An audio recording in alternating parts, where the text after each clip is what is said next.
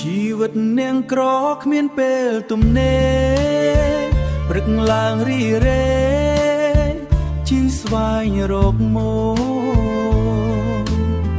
មិនថាថ្ងៃក្តៅឬមេឃភ្លៀងក៏ដោយខំប្រឹងរកមួយយកលុយផ្គត់ផ្គង់គ្រួសារមកនៅភ្នំពេញបន្ទប់ជួល$40ខែខ្លាំងឆ្លេឆ្លា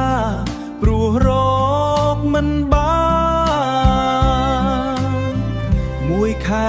ខែរកទាំងភ័យអរស់ទាំងត្រដ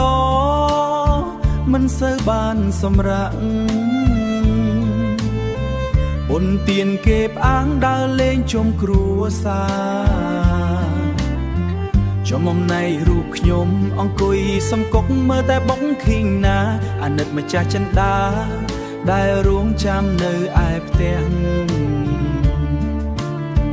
អ្នករត់កង់3ដូចជារូបខ្ញុំមិនសូវមានពេលជួបជុំច្រើនឡើយឃើញគ្រួសារគេ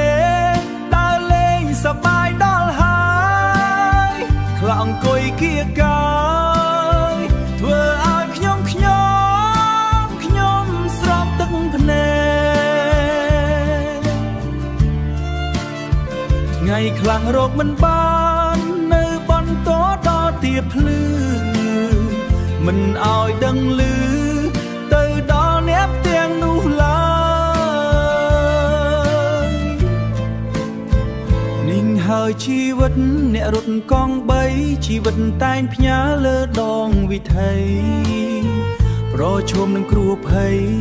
មើលមិនឃើញរៀងរាល់ថ្ងៃ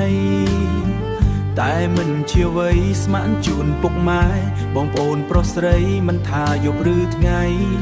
បើកបរខ្ញុំលោកលៃគិតសុវត្ថិភាពជាចំបង